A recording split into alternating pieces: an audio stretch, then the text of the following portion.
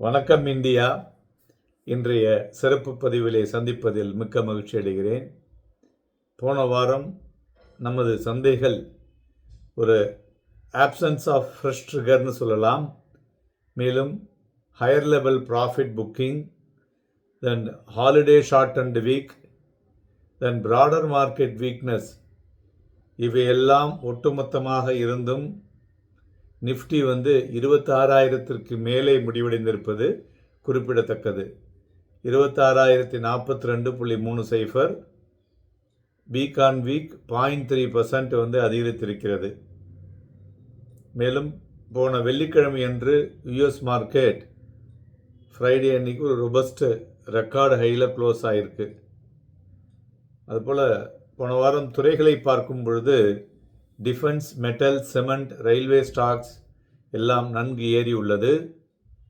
Aluminium 44 month உச்சத்தை தொட்டுள்ளது.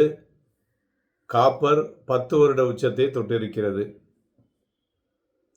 அதுபோல் இந்த 2025 எஃப்ஐஐ பார்த்தோம்னா கிட்டத்தட்ட 1.6 lakh crore வித்திருக்கிறார்கள்.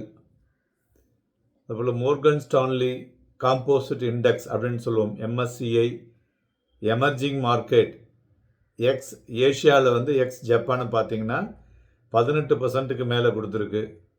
அதில் இன்னொரு அதிர்ச்சியான விஷயம், பாகிஸ்தான் ஸ்டாக் எக்ஸ்சேஞ்ச் 55% அதிகரித்துள்ளது.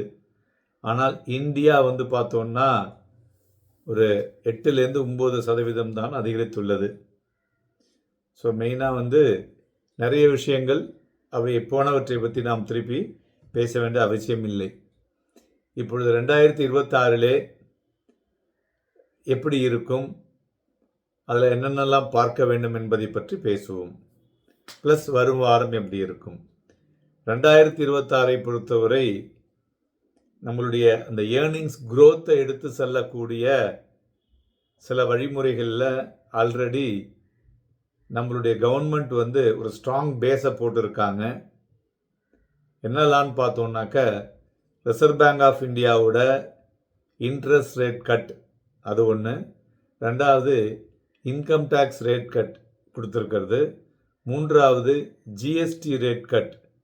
ஸோ இதெல்லாம் ஒரு நல்ல பேஸ் இம்ப்ரூவ் ஆஃப் ஏர்னிங்ஸ் குரோத்துக்கு. அது மட்டுமல்லாமல் நம்மளுடைய ஜிடிபி பார்த்திங்கன்னா ரொம்ப ஸ்ட்ராங்காக இருக்குது. தென் இன்ஃப்ளேஷனும் லோவஸ்ட்டு இருக்கிறதும் குறிப்பிடத்தக்கது. ப்ளஸ் வரக்கூடிய Q3 ஏர்னிங்ஸ் ரொபஸ்டாக இருக்கக்கூடும் என்ற எதிர்பார்ப்பு. இவையெல்லாம் சந்தைகளுக்கு ஒரு பேஸ் ட்ரிகர் இருக்குது. இந்த ட்ரிகரோடு என்ன ஆட் பண்ண வேண்டியதை எதிர்பார்த்து கொண்டிருக்கிறது சந்தைகள்னு பார்த்தோம்னா, யூஎஸ் இந்தியாவினுடைய ட்ரேடு டீல், அந்த டீல் பாசிட்டிவாக இருக்கிறத சைன் ஆயிடுச்சுன்னா அதிலிருந்து we can see a good trigger in the market. அது எப்போ வரும் என்பதில் தான் இப்பொழுதைக்கு நமக்கு ஒரு சந்தேகம் இருந்து கொண்டே இருக்கிறது. பட் கூடிய விரைவில் வந்துவிடும் என்ற எதிர்பார்ப்பும் இருக்கிறது. அதனால் என்ன ஆகுது, investors are cautious to trade in the market அப்படின்னு சொல்லலாம். ஓகே, இப்போ வரும் வாரத்துக்கு அதேமாதிரி 2026 இயர் பார்த்திங்கன்னா இந்தியா ஒரு லீடர்ஷிப் ரோலில் ப்ரூவ் பண்ணக்கூடிய வாய்ப்புகள் அதிகமாக இருக்கிறது என்றும் சொல்லலாம். அதுமாரி ஒரு 5 ட்ரிகர் வரக்கூடிய வாரத்தில் பார்த்தோன்னா, நம்பர் 1 ஐஐபி டேட்டா, ரெண்டாவது ஃபெட்டினுடைய எஃப்ஓஎம்சி மீட்டிங், மூன்றாவது பார்த்தோன்னா நம்முடைய இந்திய ரூபானுடைய அவுட்லுக், மணியோட அவுட்லுக், நான்காவது கோல்டு சில்வர் ப்ரைஸஸ், அஞ்சாவது நம்மளுடைய எஃப்ஐஐ ஆக்டிவிட்டி.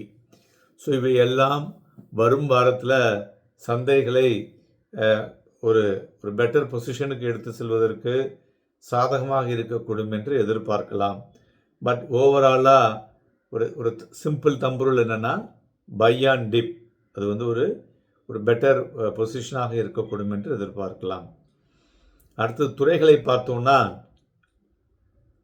ரயில் ஸ்டாக்ஸ் அது பட்ஜெட்டில் அலோகேஷன்ஸ் அதிகமாக இருக்கக்கூடும் என்ற எதிர்பார்ப்பு இருக்குது. ஏன்னா பட்ஜெட் இன்னும் ஒரு மாதம்தான் இருக்குது, ஓடி போச்சு பார்த்தீங்களா. ஸோ அதனால் ரயில் ஸ்டாக்ஸ் பெட்டராக இருக்கக்கூடும்.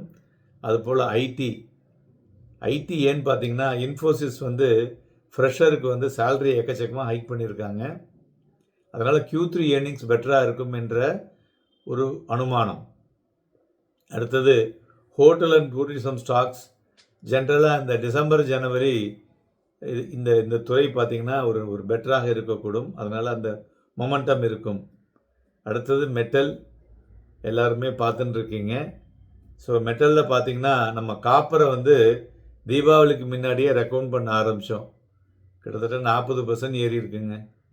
ஸோ அதனால தான் நம்மளுடைய விஷயங்களை சரியாக நீங்கள் கூர்ந்து கவனிக்க வேண்டும். அடுத்தது பார்த்திங்கன்னா கோல்டு ஃபினான்ஸ் ஸ்டாக்ஸ் இதுவும் ஏறக்கூடும். ஓகே, 2026 ஏதாவது ஒரு பெஸ்ட்டு துறைகள் சொல்லுங்கள் சார் அப்படின்னா ஆட்டோமொபைல் துறை தாங்க. ஆட்டோமொபைல் துறை வந்து அவுட் பர்ஃபார்ம் பண்ணும் பிகாஸ் ஆஃப் எதனால் இவி பூஸ்ட்னால. ஸோ அதனால் 2026க்கு ஆட்டோமொபைல் ஆணுகூல்யமாக இருக்கக்கூடும் என்று எதிர்பார்க்கலாம். டெக்னிக்கலாக பார்த்தோன்னா நிஃப்டி வந்து இந்த 26,000க்கு மேலே இருக்குது. ஆதலால் 26,123 மற்றும் 26,236.40. I will repeat again, 26,123 then 26,236.40. இது வந்து ஸ்ட்ராங் ரெசிஸ்டன்ஸாக இருக்கக்கூடும். அதுபோல் சப்போர்ட்னு பார்த்தோன்னா 25,947.65 மற்றும் 25,880.45, 25,947.65, 25,880.45. நிஃப்டியை பொறுத்தவரை பார்த்தோன்னா ஒரு கன்சாலிடேட்டட் ரெக்கார்டை இன் இயரில் நடந்துகிட்ருக்கு இப்போ. ஸோ இது என்ன பிரதிபலிக்குது அப்படின்னு பார்த்தீங்கன்னா அந்த ஒரு ப்ராடர் அப் ட்ரெண்ட் இருக்குது பார்த்தீங்களா, அதில் வந்து ஒரு ஹெல்த்தி பாஸ். இப்போ நீங்கள் வந்து ஏதாவது ஒரு வீடியோ கேட்குறீங்கன்னு வச்சுக்கோங்களேன், என்ன பண்ணீங்க, பாஸ் பண்ணிவிட்டு வேலையை முடிச்சுட்டு திருப்பி கேட்பீங்கள, அதேமாரி சந்தேகம் ஒரு ஹெல்த்தி பாஸில் இருக்குது. ஸோ இதுக்கு என்ன வேணும், ஃப்ரெஷ் ட்ரிகர். எது வந்தாலும் அந்த பாஸ்லேருந்து அது உடஞ்சி மேலே செல்லக்கூடும். ஹோப் உங்களுக்கு வந்து இது வந்து ஈஸியாக புரியறதுக்காக இது மாதிரி விஷயங்களை சொல்கிறேன். இது மாதிரி விஷயங்கள் தான் நம்மளுடைய மனதிலே நிற்கும். அதை வைத்து நம்ம வந்து ட்ரேட் பண்ணுவது ஈஸியாக இருக்கக்கூடும். அதுபோல் பேங்க் நிஃப்டியை பொறுத்தவரை பார்த்தோன்னா 59,000 ஒரு ஸ்ட்ராங்காக இருக்குது. ஸோ 59,379.25, தென் 59,500, 59,500 ரெசிஸ்டன்ஸு. சப்போர்ட் வந்து பார்த்தோன்னா 58,912.05, 58,612.70. ஸோ ஸ்ட்ராங் சப்போர்ட்டாக இருக்கக்கூடும்.